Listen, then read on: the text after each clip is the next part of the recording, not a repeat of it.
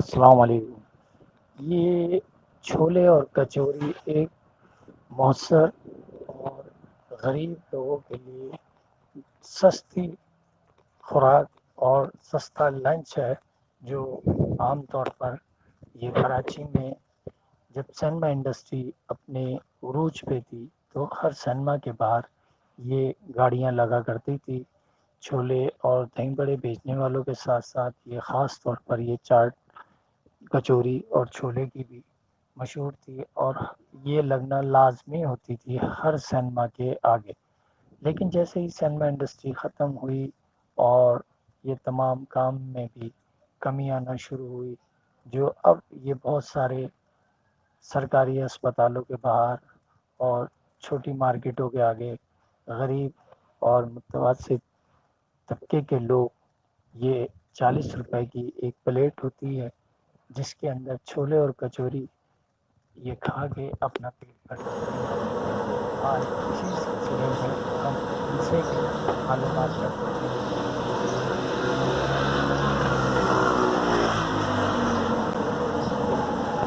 क्या नाम? इंतज़ार अली। अच्छा जी, मैं यहाँ पे जो है वो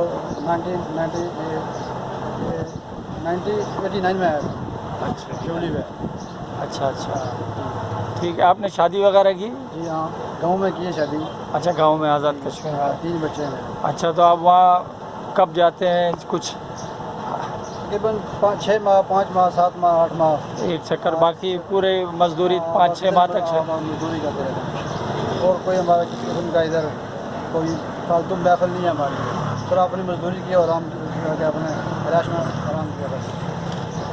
20 साल से मैं यही काम कर रहा हूँ। अच्छा पहले मैं जोली पे काम किया तकरीबन 8-9 साल। उसके बाद फिर इस जगह पे आ गया। ये क्या कहलाती है? कचौरी। कचौरी है ये? इसके अंदर आलू होता है तो साथ में चने की तरकारी होती है। अच्छा इसको प्लेट में तोड़ के छोटे छोटे पीस करके ऊपर चने की तरकारी डालते हैं, साथ में चटनी होती है और साथ में चाट मसाला भी होता है इसका। ज़्यादा बिकती थी। अच्छा, सिनेमाओं पे ज़्यादा चलती थी? कैपरी सलमा, प्रिंस सलमा, निशाद सलमा, रुबीना लिरिक सलमे, इन पे भी ये बिकती थी बहुत ज़्यादा। तो अब ये सिनेमा ख़त्म हो गए हैं तो वो वाला वहाँ का सिस्टम ख़त्म हो गया है।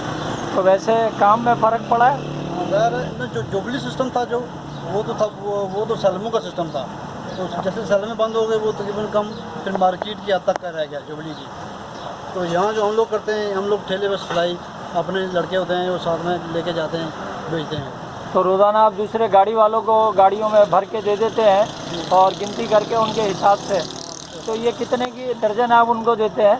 हम लोग उनको सैकड़े के हिसाब से देते हैं। सैकड़े के हिसाब से? क्या सैकड़ा होता है एक आइडिया? आइडिया तकरीबन 12-13-1400 का सैकड़ा होता है। अच्छा, वो 2000 का बेचते हैं। वो 2000 का बेचते हैं। अच्छा, तो तकरीबन दिन में आप कितनी गाड़ियाँ सजा दे के जो निकालते हैं मार्केट में? तकरीबन 10 भी होती हैं, 12 भी होती हैं। कभी जैसे कोई बंदा शॉर्ट हो जाता है तो गाँव चला जाता है, तो गाँव से फिर इस तरह का सिलसिला कभी कम हो जाती हैं, कभी ज़्यादा हो जाती हैं।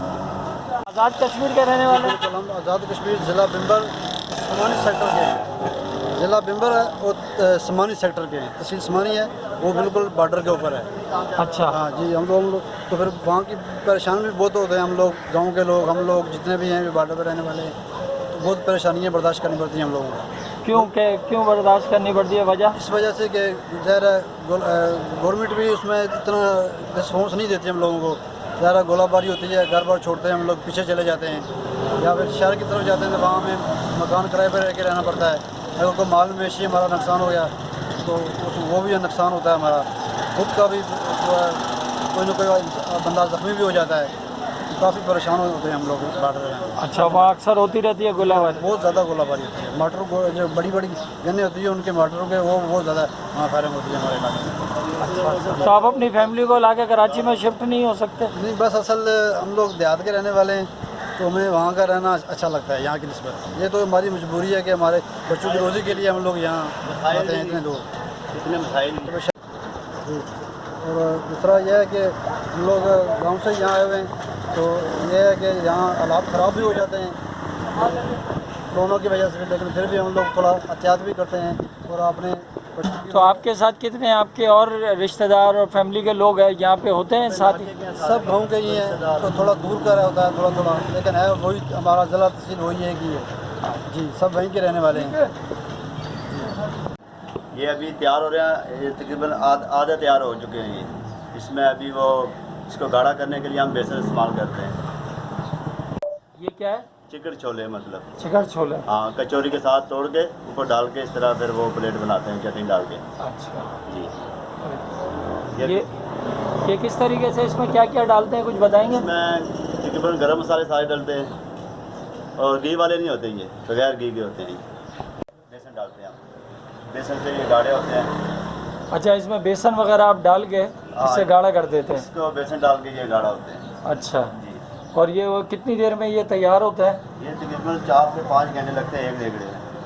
4 से 5 घंटे, 4.5-5 घंटे एक देगड़ा तैयार करने में लगते हैं। अच्छा।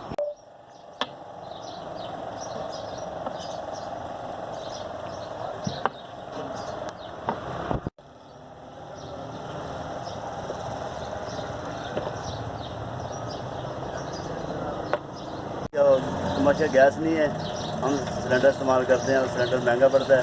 कभी कभार हम फिर लकड़ी पर भी पका लेते हैं। अच्छा, या तो ये सिलेंडर आपको महंगा पड़ जाता है?